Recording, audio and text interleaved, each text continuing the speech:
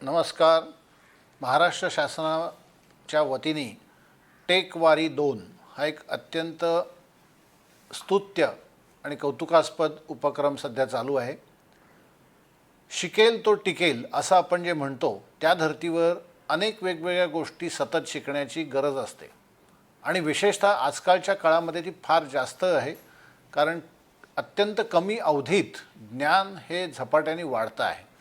त्यामुळे टेक वारी 2 च्या माध्यमातून तंत्रज्ञान, AI, आर्टिफिशियल इंटेलिजन्स, कामातल्या विविध गोष्टी, फायनान्शियल वेगवेगळ्या प्रकारच्या कल्पना, त्याचबरोबर होलसम लिव्हिंग म्हणजे योग, आरोग्य, मनःशांती, मेडिटेशन अशा सर्व विविध कन्सेप्ट्स घेऊन हा टेक वारी हा अत्यंत स्तुत्य उपक्रम केलेला आहे.